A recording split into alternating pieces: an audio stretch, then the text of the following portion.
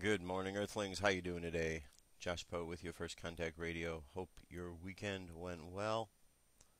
Let's jump into things for today. The dream spell date for today is a blue planetary night. Blue planetary night guided by the monkey. Blue is the color of transformation. Planetary tones, tone number 10. It's called the planetary tone of manifestation. The symbol for today, which is the Daykin, is called the Night, N-I-G-H-T. The Night's all about dreams and abundance. And the guide for today is the monkey, and the monkey is all about playing an illusion. Altogether, blue planetary night guided by the monkey. The phrase for today is, I perfect in order to dream, producing intuition. I seal the input of abundance with the planetary tone of manifestation. I am guided by the power of magic. On the Gregorian calendar, it is Monday, October 3rd, 2011. So the year is moving right along. We're moving right along. And Dirk Bradshaw is back with us today with another story you're going to want to hear. Dirk, over to you. Hey there, boys and girls, children of all ages. It's time for the Cosmic News with Dirk Bradshaw. I am Dirk Bradshaw, and tonight is part one of a two-part series that you must watch. Tonight's show is about the current issues surrounding defending the Earth from asteroid and comet impacts. And now you can also include satellites. Scientists and astronomers have long worried about the potential devastation that an impact from space could cause, but recently engineers have been designing realistic missions to stop these natural disasters. In tonight's report, international experts give their opinions on how to plan, pay for, build, and safely execute a mission to stop an asteroid, a comet, or a satellite. Are you ready for whatever might be falling from the sky? If not, you better sit down and watch this. Confirm or deny what's up with their lives. Since its early beginnings, Earth has been under a constant bombardment by objects from our solar system. Generally, this bombardment doesn't affect our lives very much, because our planet's atmosphere is thick enough that very few of these objects ever actually reach the ground. Most of them burn up in brief flashes that we can see in the night sky as shooting stars. Occasionally, though, Earth crosses paths with objects that are large enough to penetrate the atmosphere, and even hit the ground. To date, scientists have identified more than 40 impact craters that are over 20 kilometers in diameter, and many more smaller than that. Standing on the rim of one of these craters leaves one with no doubt of the awesome potential these objects have to change the face of the Earth. These craters were caused by what would today be identified as near-Earth objects, or NEOs. Generally either rocky asteroids or icy comets, what distinguishes NEOs is that their orbits come close to or cross the orbit of the Earth, which introduces the possibility of an eventual collision. Since the asteroid Eros was first identified as a near-Earth object, there has been an increasing amount of attention paid to NEOs. Engineers and scientists are working on a variety of questions. What are NEOs? How did they come to have orbits that cross Earth's? How can we tell if one might hit our planet? And if we find one that might, is there anything we can do about it? The Space Generation Advisory Council is proud to present this short film highlighting some of the answers to the many questions about near-Earth objects. Given enough time, every NEO is fated to either hit a planet, fall into the sun, or be thrown from the inner solar system. Any of these objects that were formed at the same time as the solar system, some 4.5 billion years ago, would certainly have suffered one of those three fates by now. Yet there are hundreds of thousands of NEOs that have been tracked and cataloged. Since they haven't always been there, there must be some mechanism at work that brings these objects into their current orbit from somewhere else. NEOs are near-Earth objects, so they're asteroids in orbits that cross the Earth's orbit. They originated in the main belt, so generally they were orbiting the sun in between the orbits of Mars and Jupiter, but they interacted with Jupiter, and that changed their orbit, and so now their orbits cross Earth's orbit. Different physical processes, resonances, or harmonic kind of interactions between the planets can cause them to come into orbits where they enter the inner belt. There is a force called the Yarkovsky effect, which causes orbits to drift a bit because of solar light pressure.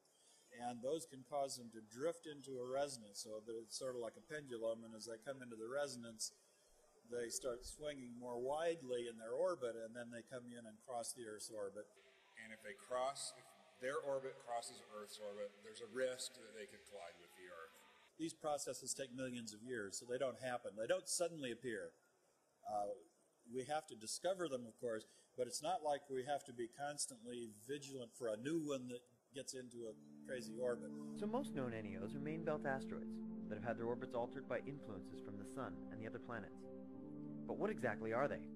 What are they made of? So O in NEO stands for object.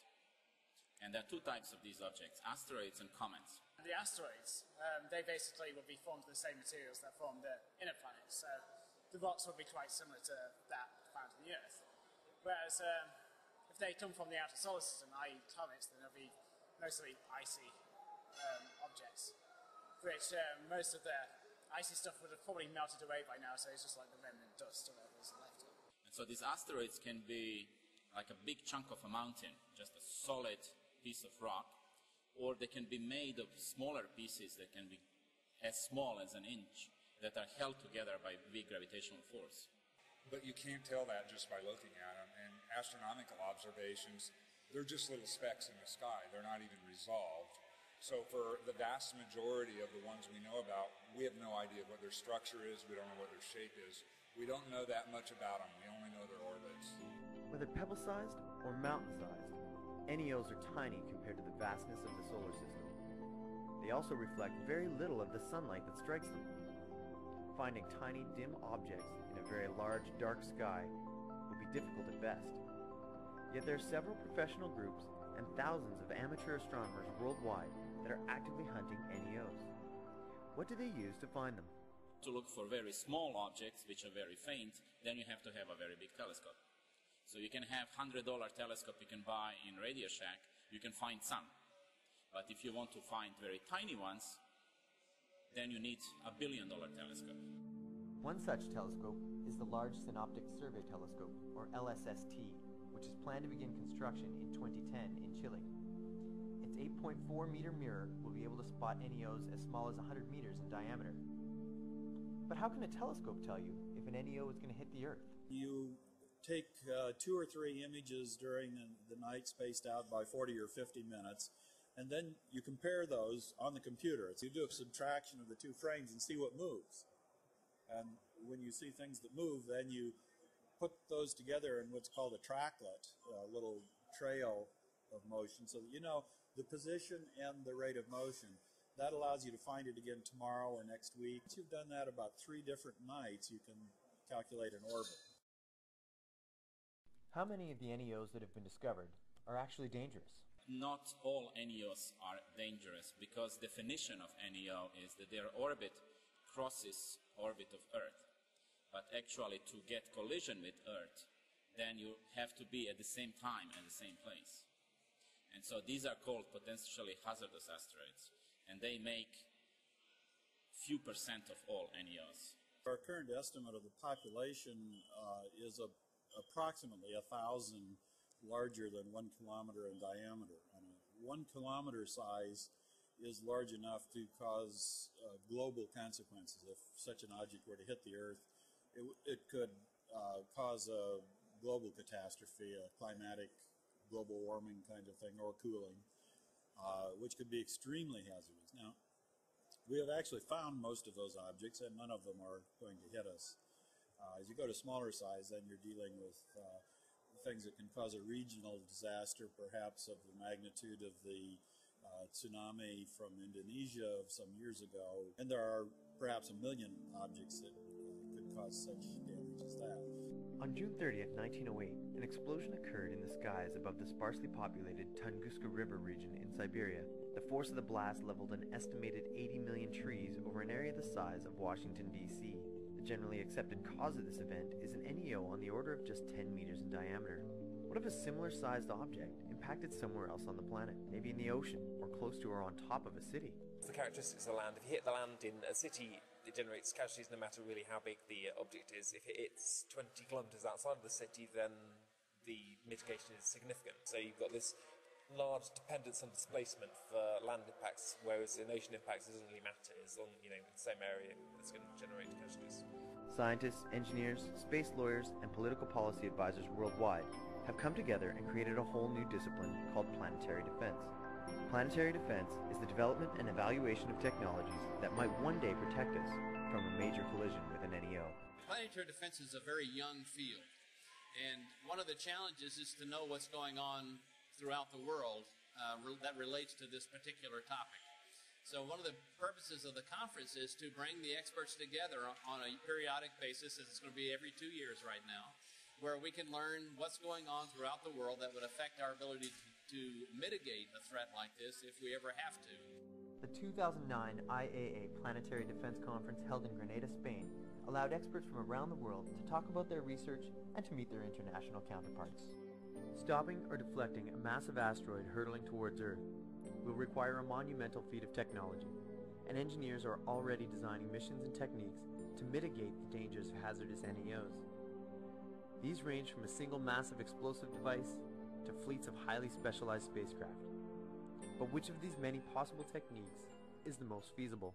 The mitigation method really depends on what you're mitigating against. And since we haven't discovered anything yet that's on an impact trajectory, we don't know what we would be mitigating against. So it's impossible to choose, which arrow to choose out of the quiver of possibility. I mean, that would have to be decided once something is discovered. I'm an engineer, and so if someone were to ask me today and tell me that we've got a particular size object coming in, there are a couple of things I'd have to think about. One is, what if we actually tested? What do we have confidence in that would work now? We have kinetic impact, where we've actually struck a comet before. We know we can do that. So from the engineering perspective, I'm confident we can make that happen again. The second one would be, for example, a nuclear explosive, which we know we could do. There are circumstances where if it's a small object that we would want to design perhaps a number of kinetic impactors that would actually strike on a frequent basis to actually provide enough impulse to move it away. And that would be, I think, an attractive technique. There are uncertainties associated with these things, but in having done it one time, gives you a feel that you can do it again. The mitigation technique we use depends entirely on how big the object is and how much time we have. But in terms of a developed technology, ballistic impact is really the only thing. So for an asteroid in the sub-kilometer range with a decade or two warning, just run into it with a spacecraft and you can change its orbit enough. My group at the University of Glasgow did a comparison.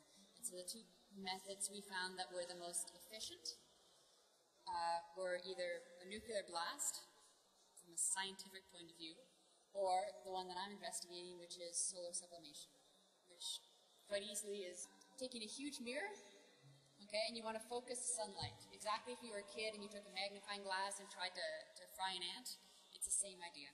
We want to focus the light of the sun, which is energy, onto a very small point and burn the material enough that it actually turns directly to gas, or simply then just shoots out the back. This creates enough thrust to actually, over a while, moves the course of the asteroid. The probability that something's going to be discovered that collides with the Earth is very small.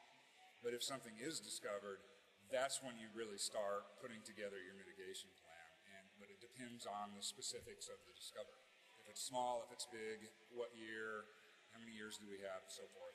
One thing to think about on these types of events is that many people think you just send up one rocket. It has to be more than one rocket. You have to send multiple rockets, because if that rocket blows up, you've made a big mistake. So we want to make sure that we get at least one rocket on target. Oh, man, I can't believe it's over. Where does the time go? Well, I see the fat lady's off the stage. She's looking right at me. It's time for me to go put her to bed.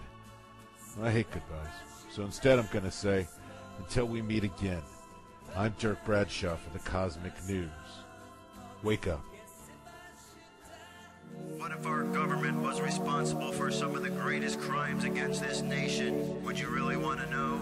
These are big questions, but these questions deserve answers. It's time to demand the truth. People should not be afraid of their governments. Government should be afraid of people. 9/11 was an inside job. Kennedy was killed by the CIA. Jimmy Carter saw a UFO. Answers to secrets you need to know. So wake up, wake up, wake up, wake up. Wake up, wake up, wake up. Wake up, wake up, wake up, wake up. Wake up, wake up, wake up.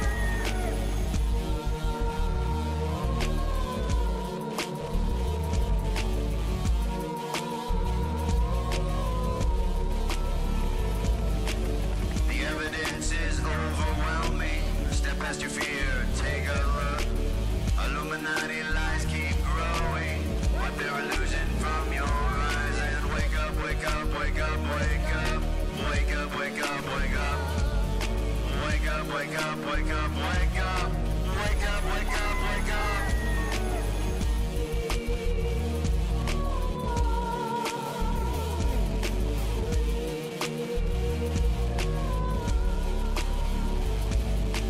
What would our founding fathers say if they were alive today? Must be turning in their graves. Redcoats are coming, Big Brother's watching. Wake up, wake up, wake up, wake up. Wake up, wake up, wake up. Wake up, wake up, wake up, wake up. Wake up, wake up, wake up. One if by land and two if by sea, and I on the opposite shore will be ready to ride and spread the alarm through every Middlesex village and farm. Whenever any form of government becomes destructive of these ends, it is the right of the people to alter or abolish it. When a long train of abuses and usurpations, pursuing invariably the same object, evinces a design to reduce them under absolute despotism, it is their right, it is their duty to throw off such government and to provide new guards for their future security.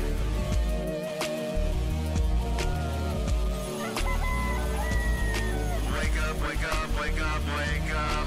Wake up, wake up, wake up. Wake up, wake up, wake up, wake up. Wake up, wake up, wake up. Wake up, wake up, wake up, wake up. Wake up, wake up, wake up. Wake up, wake up, wake up, wake up. Wake up, wake up, wake up. Patriots arise. It's time to demand the truth.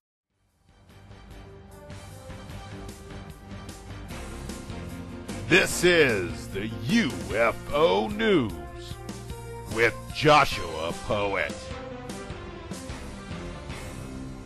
All right, Dirk, thank you very much. This is the UFO News for today, and I have several stories for you. I think you're going to enjoy it. First one comes to us from GodDiscussion.com. GodDiscussion.com. It says Minnesota couple reports seeing hovering UFO. Not a lot of UFOs were reported in Minnesota, but one was allegedly sighted recently. According to the Examiner, a Minnesota couple reported a chevron-shaped UFO on September 29th hovering above the house about 100 yards away. That quickly moved north in about 4 seconds, according to recent testimony from Mutual UFO Witness Reporting Database. The two had just stepped outside onto the deck when they noticed the object hovering close by. It had two solid, huge, bright blue LED-style lights on the left side, with 2 rows of 4 red lights of the same style and size about 1/2 inch vertically separated from my view that went off like a wave to the right side of the craft, from the left to the right. The witness stated they watched the object hover, then move very slowly, then it took off straight north, covering the remaining of the field of vision, about 40 to 55 degrees to the north, in about 4 seconds. Right as it went too far north for me to see any longer, I saw a plane which was heading south. As I was watching the craft abruptly turn abruptly and head north. Alright, so there you go. That's the Minnesota sighting right there. Our next sighting comes to us from Florida, and this is the Examiner, Roger Marsh. It says a Florida couple report watching 3 gray boomerang-shaped object with red and white lights drifting across the sky, according to the October 2nd, 2011 testimony from the MUFON Witness Reporting Database. The two had stepped outside onto a porch to enjoy the clear night air. I looked up to see what can be loosely described as a gray boomerang with red and white lights drifting across the sky. The reporting witness stated, in the center of the cluster, a tiny white light that could almost be described like disco ball. We watched it drift for about 30 seconds going north to south and fade away. Then a second object appeared. Drifted for a while, then faded away. We stood in the driveway dumbfounded for about an hour, looking for another one, but nothing. But then, just before going to bed that night, the two stepped outside and a third object appeared overhead. Except the sky was much darker and clearer now, so it was much more well defined. It was illuminated much like a small watt light bulb seen through a lampshade with the same cluster of tiny lights in the center. This couple plans to invest in a video camera just in case, so there's no images or video included with this. There you go. That's from Florida. Now our next sighting. This comes to us off the UFO Clearinghouse .webs.com, and right here we've got one White Lake, Michigan UFO sighting. Said we were driving south on Ormond Road, saw a glowing object, orange object to the west that seemed to be stationary approximately 8:20 p.m. just behind the tree line. Then we turned west onto the White Lake Road. The object was still on the right, but seemed smaller and higher in the sky. We then turned south on Ormond Road. The object was behind us or seemed to be moving north. We lost sight and then spotted it moving south until it was almost directly overhead. We then stopped the car just north of Jackson Boulevard and watched the object slowly ascend up until it was suddenly vanished. Second, we saw a large orange glow in the tree line. I thought at first it was the top of a cell phone tower was on fire. For it looked like an orange, dull, glowing bubble. I would compare it to the harvest moon. It looked like stationary at first. When I saw it through the trees, then I could see it was moving up away from us and changed direction and came back toward us, traveling the same direction. At this point, we stopped the car to observe the object. We thought maybe it was a strange looking helicopter, but when it got almost overhead, we could hear nothing and could not see any lights a helicopter would normally have. It then started ascending upward, glowing as it passed in and out of some clouds and then suddenly vanished. Alright, that's the Lake Michigan. Next one also comes from the UFO Clearinghouse, and this one was in Stillwater, Oklahoma. This took place on October 2nd, just the other day. My hunting partner and I had arrived at the hunting lease at about 6 a.m. We were parking at the gate entrance of the deer lease when we began to observe the stars. The morning was clear and the stars were very clear. I had turned to look to the north when we saw what we thought was a very bright planet. The object began to move, then disappeared. I confirmed with my hunting partner that he witnessed the same thing. And one more from the clearinghouse here, and this one is Overland Park, Kansas. UFO sighting. This took place on the 2nd. Star-like events over months stay in place till I look and moves and light disappears. I know the events are not fabrication. My wife has seen it as well.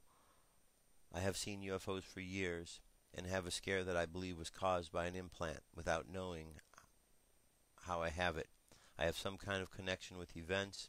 Like I get up at 3 a.m., go out and see an event as if they can not be random events. I asked for help as a kid to be taken by UFO people, and from age 8 I've had contact by sight only. The object called UFOs, cigar-shaped, dark in color, bright orbs, and what looks like stars.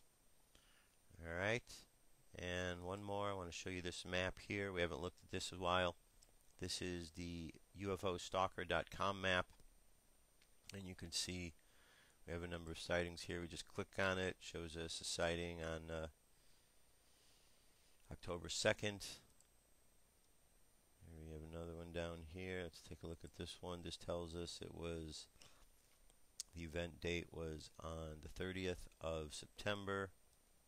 So we have this link up on the page. You can go and just track all the UFOs, see where they are. Got this one in Midwest, this one we just talked about. Stillwater, this was the one we just talked about. So you can go through, and it's a pretty handy little device to have just to keep on top of what's going on if you want to compare the sightings to a map. And that, my friends, dear Earthlings, is our UFO sightings and news report for today. Let me jump away for a moment to a song. I will be right back.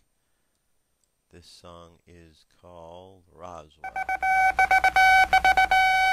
Headline edition, July 8th, 1947.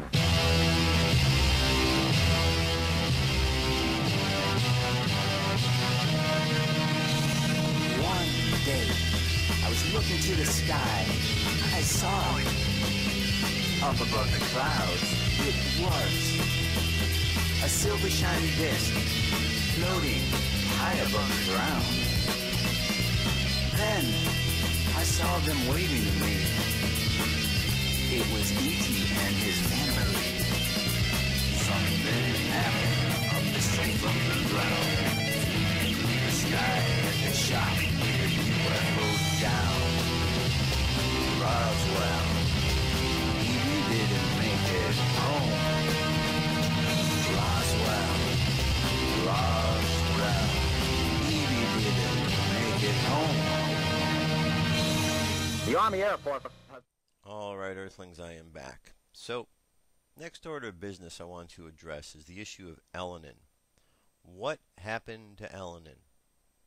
You know, we had all the big stories about Elenin, how it was coming closer. We've been following the orbits of Elenin. We keep getting reports and finding stories online about how Elenin had caused certain alignments that caused certain earthquakes and earth problems.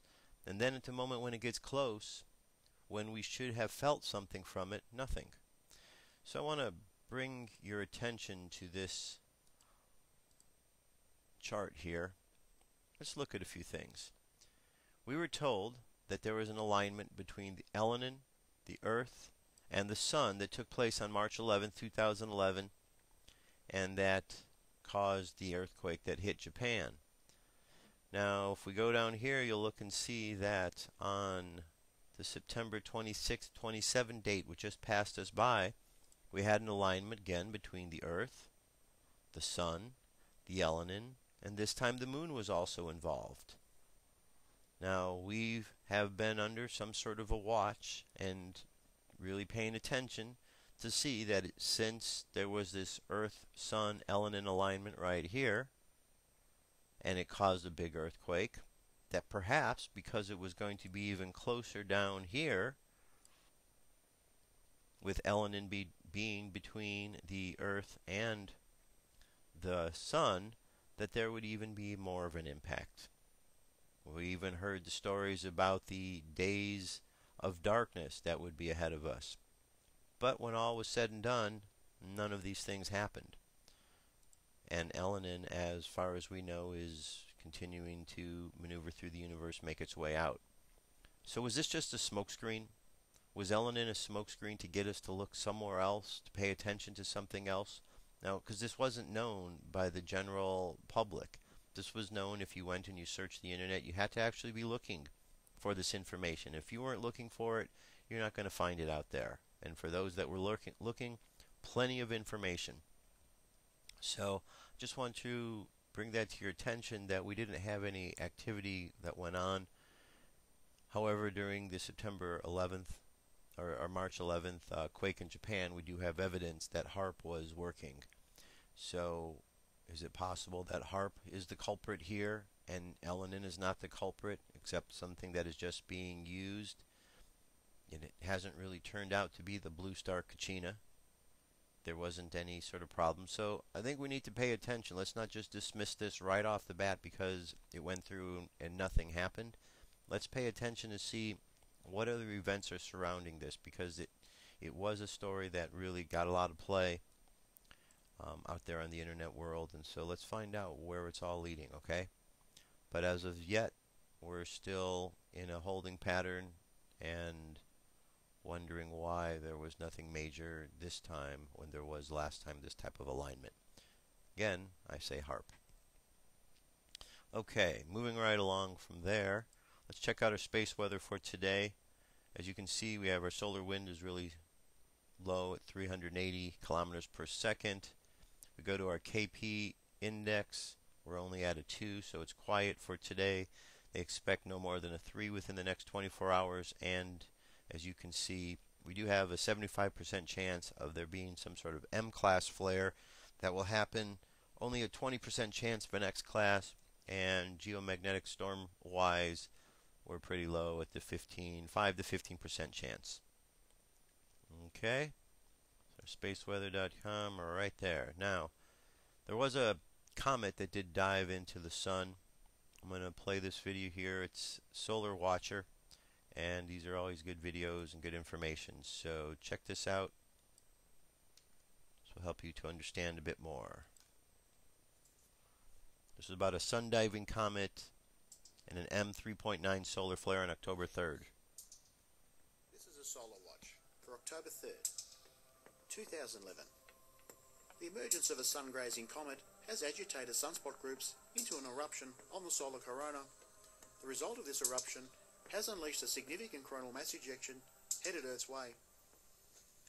We're now looking at a split screen of the stereo ahead and behind imagery, where we get to see a significant amount of coronal mass ejections as released from the solar corona. Now, this all occurred before and after the emergence of a sun-diving or sun-grazing comet. Now, it's worth noting that the Earth would be roughly in the centre of the screen here. That would indicate that 1 or 2 coronal mass ejections may impact the Earth's magnetic field sometime on October 4 or October 5. Now look at the latest telemetry from ACE, and we get to see steady decline in solar wind speeds over the last 24 hours. I'm expecting over the next day or two a significant rise in solar wind speeds upon the arrival of the coronal mass ejection on the Earth's magnetic field. Now looking at the X-ray flux monitor, and we're starting to see a significant increase in activity in this service over the last 6 to 8 hours, with the X-ray background increasing quite drastically. That's an indication that the sunspot group is growing quite rapidly, so we may see a significant flare in the coming hours, possibly over the next 24 hours, coming from active region 11302. Now look at the intensity gram and a forecast of what these active regions may do for the coming week. Active region 11302 is weakening and decaying, but the rear spot is growing, so we may see a re-interaction of magnetic fields, which could reignite this region to produce some large flares for the coming days. That'll be worth keeping a close notice of. Active region 11305 is a very large region, but it is starting to show signs of decay. Newly numbered region 11309 does appear to be growing, and this will be the main area of focus for the next 2 to 3 days, as we may see some significant activities coming from this region. We currently have 7 numbered active regions on the solar disk at this present time, with 3 of these regions being of most importance, as they will be producing some flare activities for the coming week, and that's active region 11302, 11305, and newly numbered region 11309. We're now looking at active region 11309 using the SDO magnetogram. Now this region is just turning the eastern limb, and it does look to be quite large even at this early stage, and also has a very strong plage region in behind. Now looking at the southern hemisphere, and towards the southeastern limb there is another region turning the limb which has a very strong magnetic field associated. Now looking at Cactus, and we get to see an interesting view of the coronal mass ejection as released from the solar corona in a digital view. We can also see the sun-grazing or sun-diving comet also enter the field of view. Now looking at the Stonyhurst heliographic, where we get to see the entire sun all on one image, and a sneak peek of active regions and coronal holes that will be turning the limb for the coming week. Now the main area of focus is this extremely large active region that's just appeared on the left-hand side. Now that would indicate that in approximately 5 to 6 days' time, this region will be rotating into the Earth-facing side. So that'll be worth keeping a close notice of. Even at this early stage, this does look to be an extremely large group. In terms of coronal holes, we have fairly minimal, but there is one around the equator region and one around 26 degrees south latitude that may be of interest for the coming week. And that's my solar watch for October 3rd. Thanks for watching.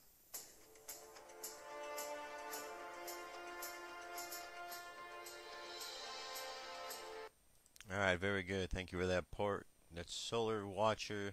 We have his video linked to our YouTube page, so you can just follow our links. FirstContactRadio.com, right-hand side of the page. We got daily news, which is up there every day. The news is updated, and the UFO news. So you can find out what those are. We also have links to take you to the Blog Talk Radio. You have an archive of over 500 shows there, as well as our YouTube page, which is just getting more and more active because it's only been a couple of months since we've been doing our videos up here on a regular basis. All right, there we go. Now, our next story here is about nuclear water. Nuclear water found beneath Georgia nuclear plant hatch. This just comes out today. This was from Friday, and this was from the Associated Press. Radioactive water has been found underneath a nuclear power plant in southeast Georgia, but officials said Friday that the leak does not pose an immediate threat to public health and is unlikely to contaminate any drinking water. The Atlanta-based Southern Company learned the leak beneath Plant Hatch in Baxley on Wednesday when it identified radioactive tritium in 2 wells about 25 feet below the ground, said Dennis Madison, a utility vice president who oversees the plant. Workers guided by the ground-penetrating radar were planning to dig Friday to identify the source of the leak. Exposure to tritium increases the risk of developing cancer, but emits a low-level radiation that leaves the body fast, making it one of the least dangerous radioactive elements. Madison and state county officials say it is unlikely plant workers and residents will be exposed to the radiation because it is confined to an area within the facility and was not headed towards any drinking water supplies. This water is totally contained right under the industrial footprint of our plant, Madison said. So, most interesting and strange that there's all these radioactive problems going on. And in all cases, we're always told there was something that leaked, but it's okay, no danger to the public. So how much radiation from all of these different plants collectively can leak into the atmosphere, into the system, before it is a problem? Seems that we have an issue that we need to deal with, and it seems that the extraterrestrials who have shut off the nuclear capabilities at the different bases when they come down, seems like they have the right idea, because Earthlings really don't seem to know what they're doing with this nuclear products, because they keep sending it into the atmosphere and then telling everyone everything's okay when it really isn't. So we got bigger problems and things to pay attention to, because this nuclear issue continues to pop up in more states and in more places around the world on a regular basis, and that's not good.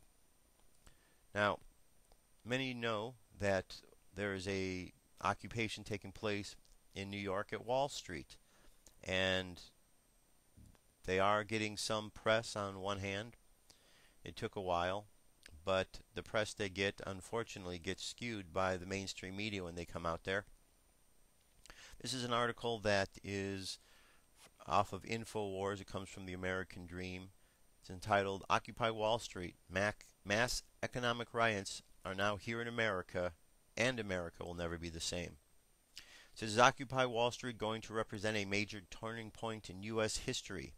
Over the past several years, many people have been warning that we would see mass economic riots in the United States if the economy continued to get worse. Well, the economic riots are now here, and America will never be the same.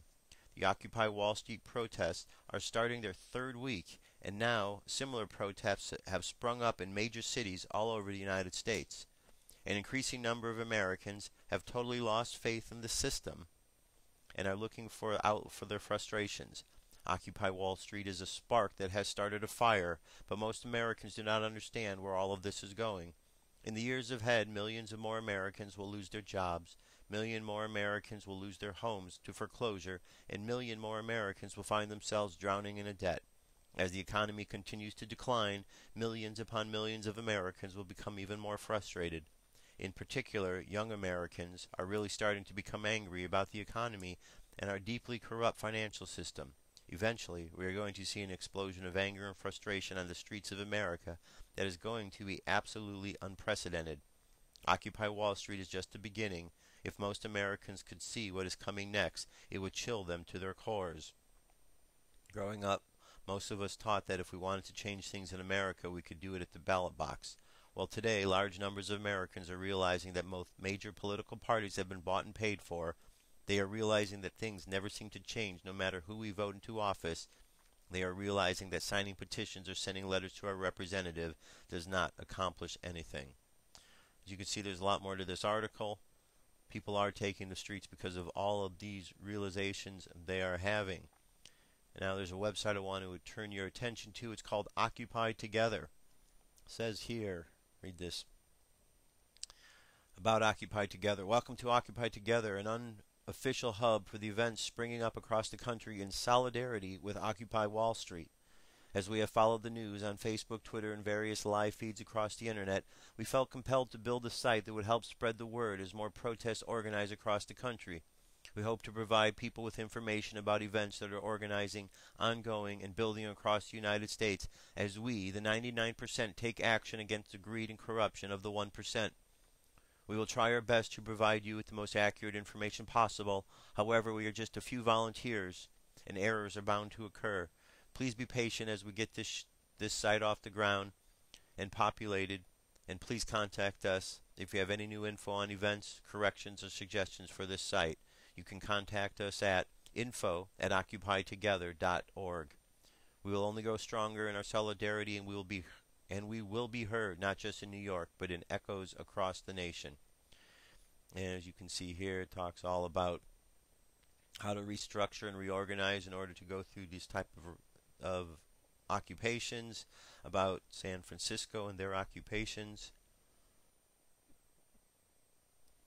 Gets down here talking about the Wall Street. There's a lot of good things to see. Portland. So good stuff, good information. So check that out. Now, last week when you first heard about what was going on Wall Street, there was not a lot of organization that was taking place. And that was part of the problem that was needing to be resolved. Now, the mainstream media, they have their way of pointing out this information in a very negative way. First things that you heard was that this was all about getting rid of capitalism. That was because Michael Moore was out there. But that's not what it's all about. So what is it all about? Well, here is your opportunity to hear, because there's an official statement from the members of Occupy Wall Street, and I want to make sure that you understand and hear it right now. This was unanimously voted on by members of Occupy Wall Street last night, September 29th at 8 p.m. It is the first official document for release. They have 3 more underway that will likely be released in the upcoming days. A declaration of demands, principles of solidarity, and documentation on how to form your own direct democracy occupation group. This is a living document. You can receive an official press copy of the latest version by emailing C2NECGA at gmail.com. Now, Occupy, the Declaration of the Occupation of New York City. As we gather together in solidarity to express a feeling of mass injustice, we must not lose sight of what brought us together. We write so that all people who feel wronged by the corporate forces of the world can know that we are your allies. As one people united, we acknowledge the reality that the future of the human race requires the cooperation of its members, that our system must protect our rights, and upon corruption of that system, it is up to the individuals to protect their own rights and those of their neighbors, that a democratic government derives its just power from the people, but corporations do not seek consent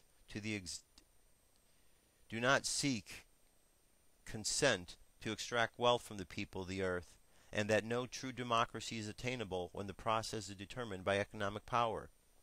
We come to you at a time when corporations which place profit over people, self-interest over justice, and oppression over equality run our governments. We have peaceably assembled here, as is our right. Let these facts be known. Now, here are a list of the grievances. Now, one thing which you'll notice, which is pretty evident as you read through this, the link is up on our page. This is very much like the Declaration of Independence. They made it more timely in using words that are in line with the words we use, as opposed to the flowery language of the Founding Fathers. But these are in the same line, same spirit. It says, Here are the list of grievances. 1. They have taken our houses through a legal foreclosure process despite not having original mortgage. They have taken bailouts from taxpayers with impunity and continue to give executive exorbitant bonuses. They have perpetuated inequality and discrimination in the workplace based on age, color of one's skin, sex, gender identity, and sexual orientation. They have poisoned the food supply through negligence and undermined the farming system through monopolization. They have profited off of torture, confinement, and cruel treatment of countless non-human animals and actively hide these practices. They have continuously sought to strip employees of the right to negotiate for better pay and safer working conditions.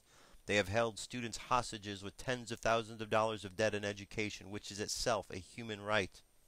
They have consistently outsourced labor and used that outsourcing as a leverage to cut workers' health care and pay. They have influenced the courts to achieve the same rights as people with none of the culpability or responsibility. They have spent millions of dollars on legal teams to look for ways to get them out of contracts in regards to health insurance. They have sold our privacy as a commodity. They have used the military and police force to prevent freedom of the press. They have deliberately declined to recall faulty products endangering lives in the pursuit of profit. They determine economic policy despite the catastrophic failures the policies have produced and continue to produce. They have donated large sums of money to politicians supposed to be regulating them. They continue to block alternative forms of energy to keep us dependent on oil. They continue to block generic forms of medicine that could save people's lives in order to protect investments that have already turned a substantive profit. They have purposefully covered up oil spills, accidents, faulty bookkeeping, and inactive ingredients in the pursuit of profit. They have purposely kept people misinformed and fearful through the control of the media. They have accepted private contracts to murder prisoners even when presented with serious doubts about the guilt. They have perpetuated colonialism at home and abroad. They have participated in the torture and murder of innocent civilians overseas. They have continued to create weapons of mass destruction in order to receive government contracts. To the people of the world, we, the New York City General Assembly, occupying Wall Street and Liberty Square, urge you to assert your power. Exercise your right to peacefully assemble, occupy public space, create a process to address the problems we face, and generate solutions accessible to everyone. To all communities that take action and form groups in the spirit of direct democracy, we offer support, documentation, and all the resources at your disposal. Join us and make your voices heard. These grievances are not all exclusive, and you got the link to our page. That way you can link up to this and send it out to everyone you know. Alright, the statement from # Occupy Wall Street Movement. Very good, there we go. Now, here's something else that came out, and this was from Anonymous, and this is a direct message that is in effect until tomorrow morning. And it's a message that goes out to the New York Police Department on behalf, or from Anonymous to the New York Police Department after all of their cruelty and the way in which they mistreated people. Here we go. Listen to this. Hello, citizens of the world. We are Anonymous. Our allegiance is to humanity and innocence has forced us to relay this message to the people of New York City. This message is to those who are currently denying protesters the liberty to assemble.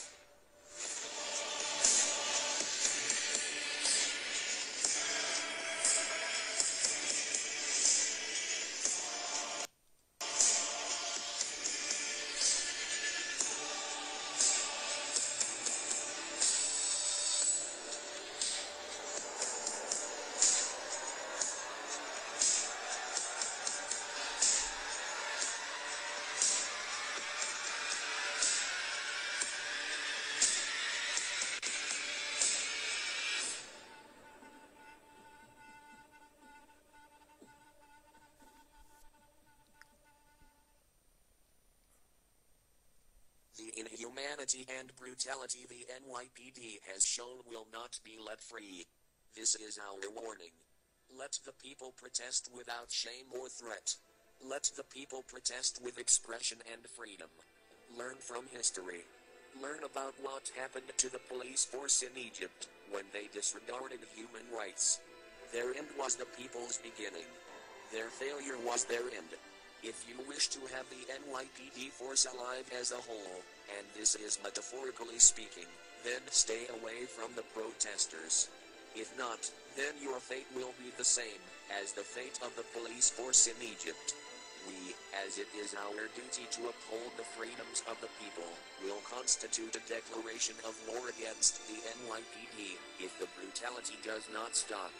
If we hear of brutality within the next 36 hours, then we will take you down from the internet, as you have taken the protesters' voices from the airwaves. We are anonymous. We are legion. We will not forgive. We will never forget. Expect us. Always.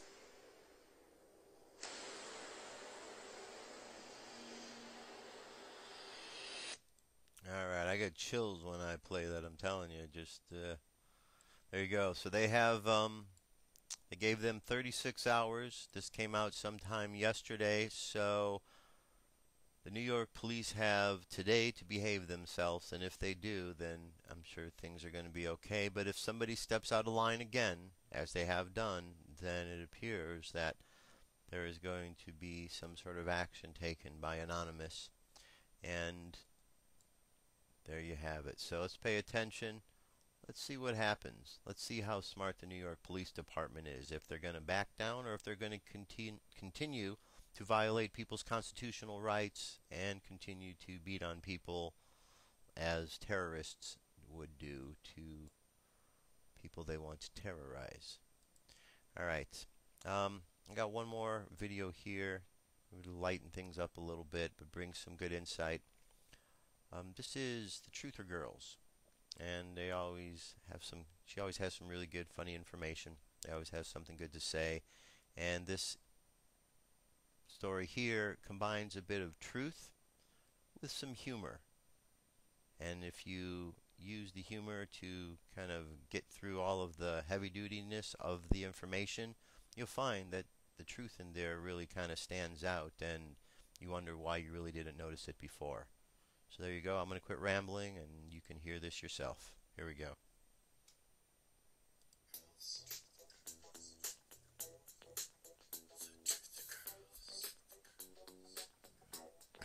Hi, everyone. Well, for many of us, 9/11 is not a closed case, and we would still like to know who was actually responsible. And recently, a court has decided that Larry Silverstein was not responsible, for negligence anyway. Court says Silverstein not liable in 9/11 7-WTC collapse. It says here that a federal judge has dismissed negligence claims by utility company Con Edison over the destruction of the original 7 World Trade Center on 9/11. Silverstein had been charged with 2 counts of negligence having to do with the design and construction of the building and also an unreasonable amount of fuel in 2 6,000-gallon tanks. But the court says that he didn't do anything wrong, and it just had to do with an unfortunate chain of events.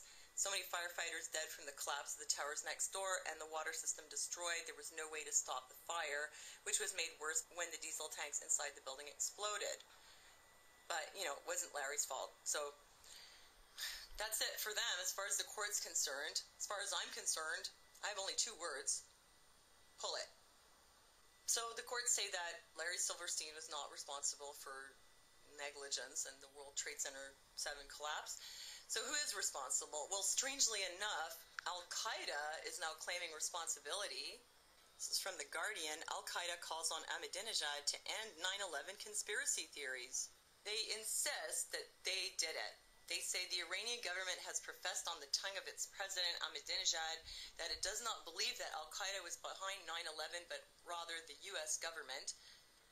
So we may ask the question, why would Iran ascribe to such a ridiculous belief that stands in the face of all logic and evidence? So that's weird. It's like Al-Qaeda's become part of the propaganda machine now. It's very strange because their supposed leader, Osama bin Laden, when the attacks happened, this is what he said. According to Wikipedia, Osama bin Laden's statements after 9/11, he said, "I stress that I have not carried out this act, which appears to have been carried out by individuals with their own motivation." It's kind of cryptic, but in any case, he did say that he didn't do it. And he was the leader of Al-Qaeda, so if he's the leader and he didn't do it, how could Al-Qaeda have done it unless they were being led by someone else? Which is a possibility. This article in The Guardian is from 2005, written by Robin Cook. The struggle against terrorism cannot be won by military means. And here's what's interesting. This is what Robin Cook has to say about Al-Qaeda. He says, Al-Qaeda literally, quote, the database was originally the computer file of the thousands of mujahideen who recruited and trained with the help from the CIA to defeat the Russians. Inexplicably and with disastrous consequences, it never appears to have occurred to Washington that once Russia was out of the way, bin Laden's organization would turn its attention to the West. So, Al-Qaeda is a database of people who are trained by the CIA. So, kind of means that Al-Qaeda really is the CIA, doesn't it?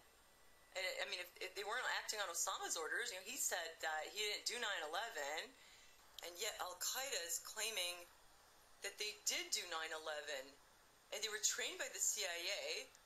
I need to go to my chalkboard to illustrate. Now, if A equals Al-Qaeda, and C equals CIA, and A equals C, then if A did 9/11, that would mean that C did 9/11. Because it wasn't O. So then the CIA is basically insisting that they did 9/11. So I guess the truth is finally coming out. Simple deductive reasoning. Well, thanks for listening to me, and I'll see you next time.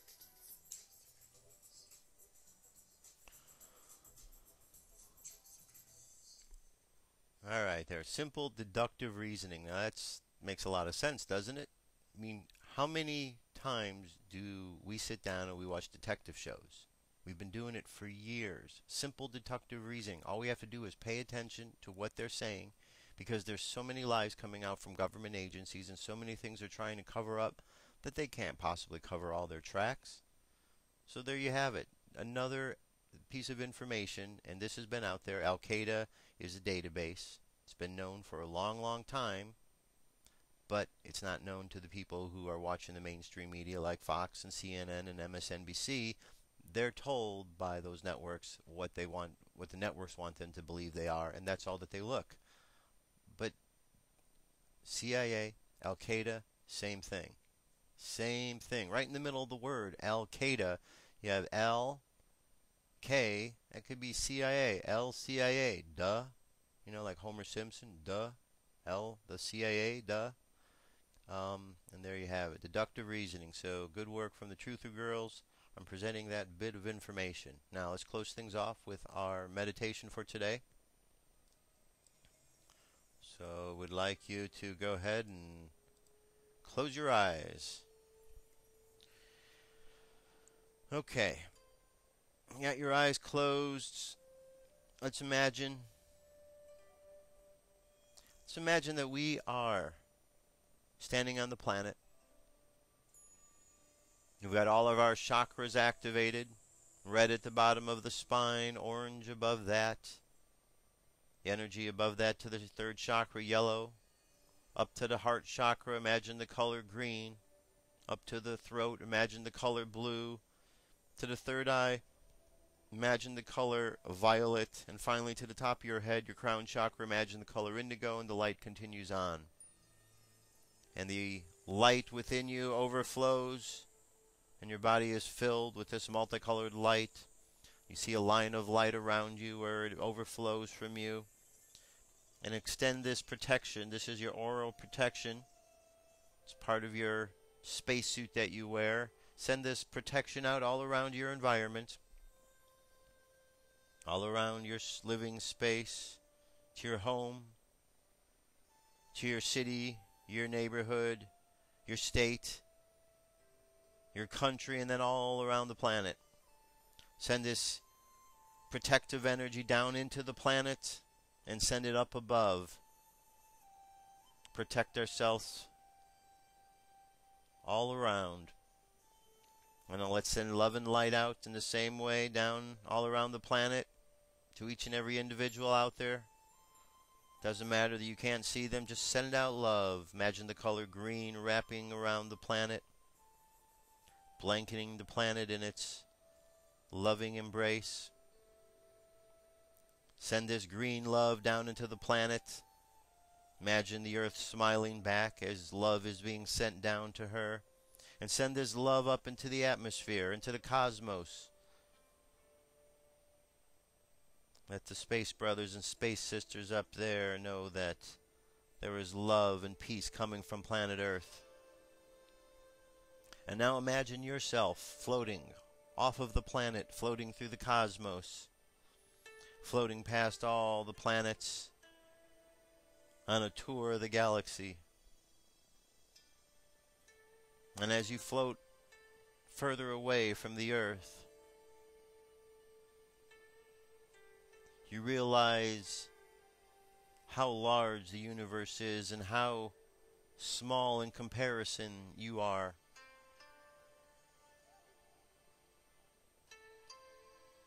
And in that awareness, it helps you to understand your place in the universe. That one is not more important than the other. That we are all pieces of a much larger picture. And when we all work together and come together in unity, we help to see that picture on a much clearer perspective. Now, having learned that lesson, float back down to the earth and see yourself walking along a path. And just imagine this path as the path of life, and it's a new week, and you're beginning the journey, and up ahead, you see the end of the path. It's far out in front of you, for you have a ways to go before you reach it, before you reach the end. So you walk, and you walk, and you feel good because you are filled with love that you are sending out around the world. Your aura of protection is all around you, and you walk confidently along the path. And as you do, just think a good thought for the world. Let's send out good vibes to each and everyone around the planet. And as you're doing so, bring your energy and attention back to the present moment. And let's do so on the count of 3. 3, coming back to the present moment filled with confidence. 2, coming back to the present moment filled with faith. And 1, coming back to the present moment happy, healthy, and whole. Happy, healthy, and whole. And that, my friends, well, that is the end of our show and our end of our meditation. Thank you very much for listening and for watching. Be safe out there. There's a lot going on in the world. A lot of things we need to pay attention to. As you can see, it's not all cut and dried. We hear stories in the world, the rumors, and all kinds of things of that nature. And we check them out, see where they're going to lead. Sometimes they lead nowhere. Sometimes they lead to bits of truth. Throughout all of it, we are still here to figure it all out. But we will. We're all in this together, and this is a great opportunity. This is the galactic graduation that we have been waiting for a long time. It's upon us, and we're all going to do all right. We just have to keep believing. That's what it's all about, my friends. Keep believing. For Dirk Bradshaw, my name's Josh Poet. It's been a pleasure. We'll be back tomorrow with more news information, first contact style. Enjoy your day. Be safe. We'll talk to you soon. Peace. I'm out of here.